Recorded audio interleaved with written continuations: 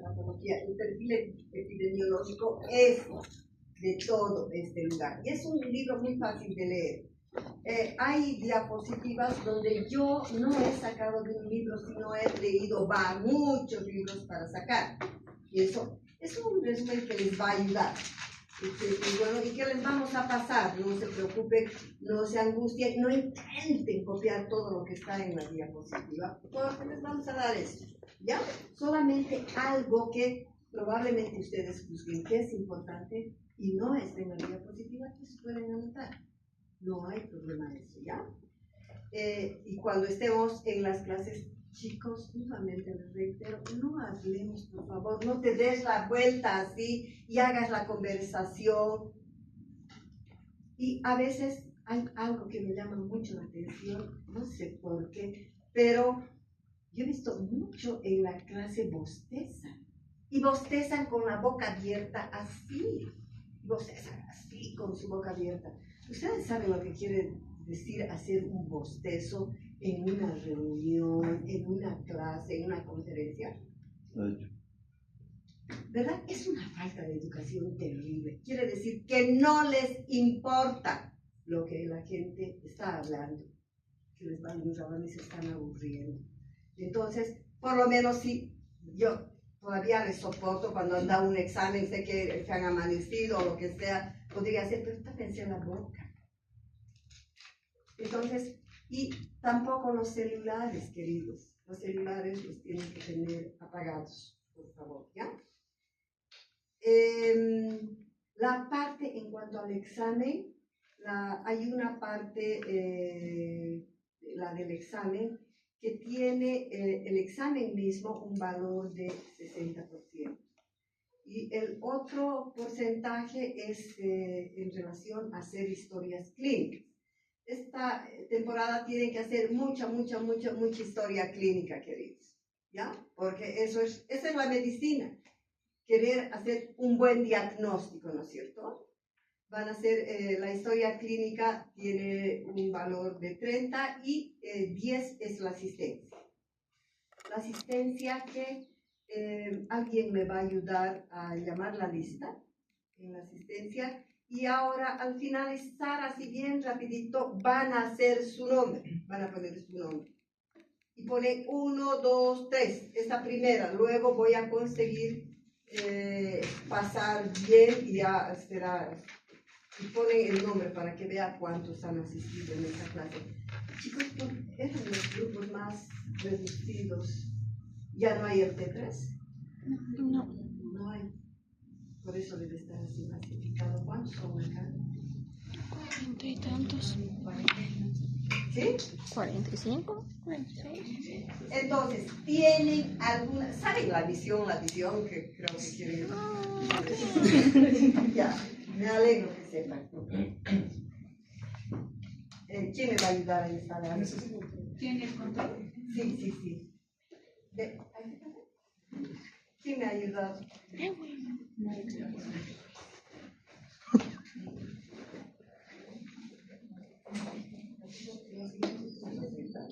Ya no te voy a decir, ven, no me vas a venir.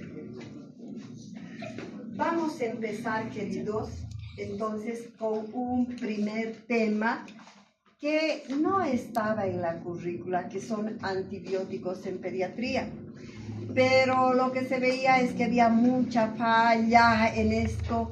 Me parecía que nunca habían pasado farmacología, no sé qué habría pasado, pero no tenían ni idea. Entonces vamos a hacer una revisión así grande, muy rapidita, un resumen si quieren de lo que es antibióticos en pediatría. Y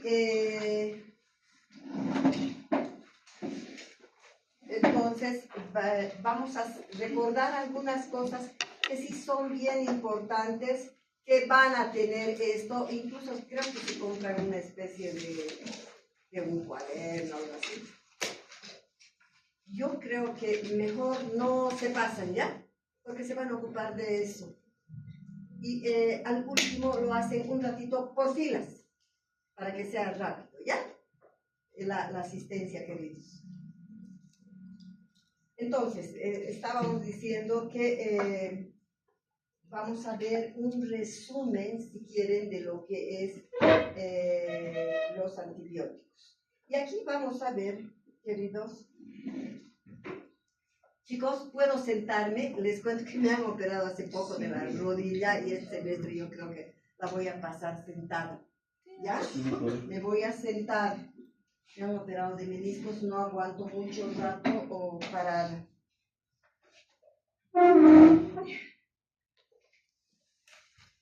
Entonces, aquí vamos a ver un poquito de la historia de lo que ha pasado en referencia a los antibióticos. Si recuerdan ustedes, chicos, cuando hablábamos de medicina, si alguno ha tenido la oportunidad de leer un libro, por ejemplo, en referencia a la historia de la medicina, vemos que en la antigüedad, por ejemplo, las enfermedades no se sabía que eran producidas por gérmenes, por bacterias, por virus, ni conocidos. Se pensaban que eran posiciones demoníacas, embrujos, toda esta cosa mística que se creía en ese entonces, ¿verdad? Era así. Y se trataba tan empíricamente, por eso la mortalidad era impresionante ahí. Pero pasó todo esto.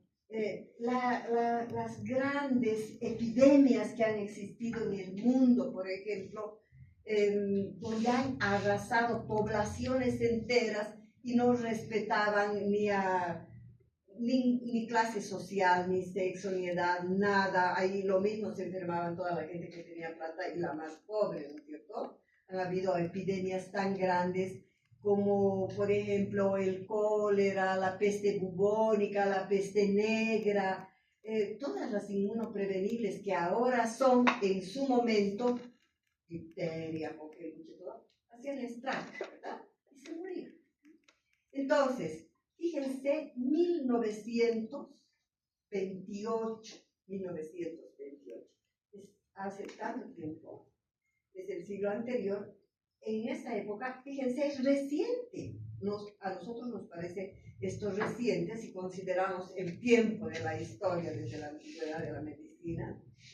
Lo conocen muy bien a este doctor Alexander Fleming, era un bioquímico eminente, excelente, que vivía en Inglaterra, en Londres. Él tenía un laboratorio súper montado y en este laboratorio se hacían cultivos de diferentes bacterias. Y entonces él hace un día que va a su laboratorio en la mañana, encuentra que un medio de cultivo, es decir, una caja Petri que contenía estafilococos, se cayó a esa caja que contenía estafilococos, cayó una que era del hongo o penicillium. Ese cayó. Y el lugar donde este hongo penicillium cayó sobre esa caja de cultivo de los estafilococos, se produjo un halo de muerte, un redondo, donde ahí todos los estafilococos murieron. Entonces, él vio, esa fue una casualidad, porque fue un accidente. Y él observó, dijo, ¿qué pasó aquí? El estafilococo hacía estragos, mataba a mucha gente. ¿Y por qué este redondo justo donde cayó? Entonces, fíjense, esa fue la primera observación para llegar a sintetizar el primer antibiótico que va a conocer la humanidad. Entonces, a partir de ahí, Alexander Fleming y sus compañeros, colaboradores, etcétera, repiten este hecho, pero en forma intencionada. A cajas de Petri de estafilococos, de estreptococo, vacían esta del hongo y ocurre lo mismo.